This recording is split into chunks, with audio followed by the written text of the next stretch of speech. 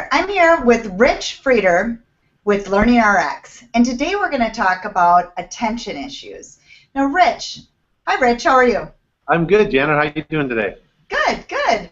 Well, we're going to get into it right away. How are attention issues in people showing up? How do they show up? Well, typically it shows up on tasks that kids are not excited to do. And there's three different types of attention. So real quick, the first one is called sustained attention. That's a child's ability for prolonged mental effort on something not exciting to them. And that's kind of the key distinctive, because a lot of times kids will have attention issues, but they can be on video games all day, or draw all day, or play with Legos all day and not show any attention issues. But it's when they sit down and do their homework or have to listen to their teacher. And it's really common. It can be confusing for parents because you see your child focusing on one thing really well, but then something they wouldn't choose to do, they don't. Well, that is typically how attention issues show up, because for all of us, things we love to do, it's easy.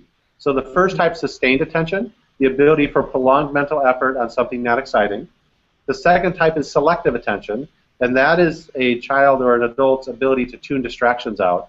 So if they're doing homework and the dog walks by, the siblings are making noise, their ability to tune all that out and focus. The last type of attention is divided attention, which is that individual's ability to multitask, which is a really important skill. As kids get older, it shows up as like the ability to take notes.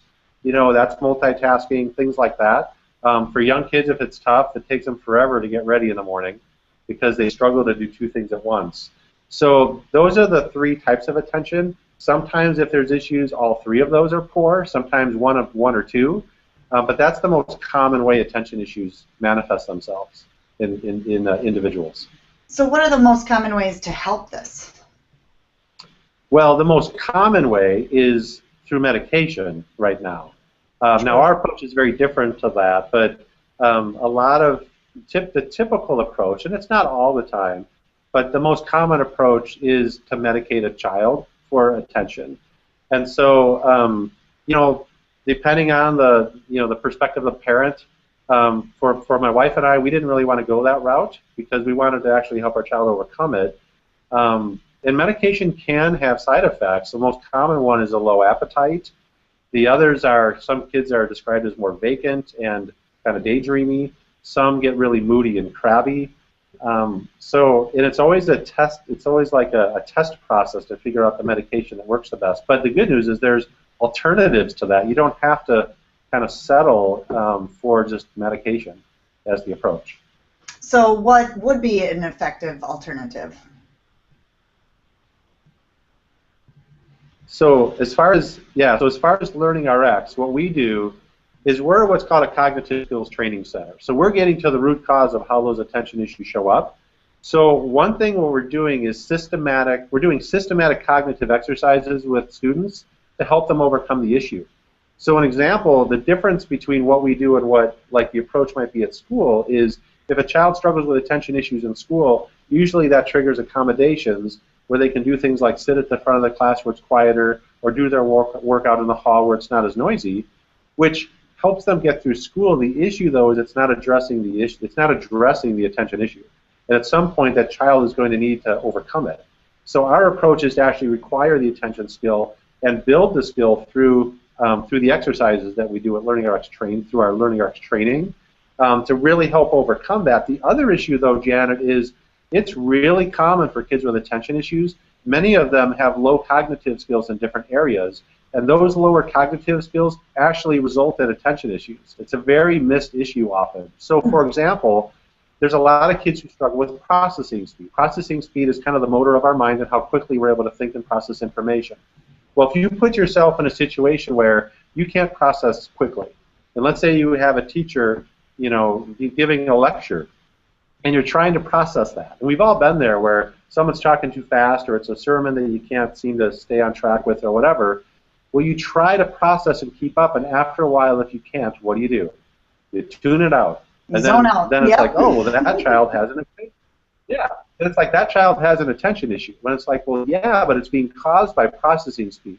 And there's other skills that relate to that too. So we're also addressing often the root cause of what's driving the attention issue to help individuals overcome it.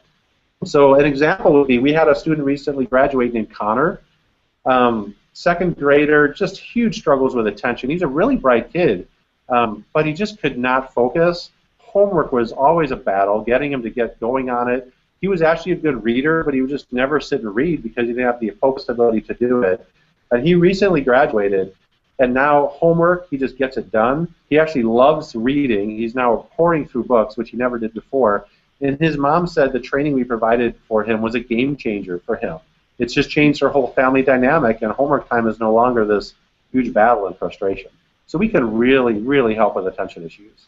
Wow, wow. Well, if now somebody's listening right now that can relate to this, what would their next step be to learn more about LearningRx? Great question. Well, the first step would be, well, you can visit us at learningrx.com and learn more about us. The greatest first step, or the best first step, would be to call us for an assessment.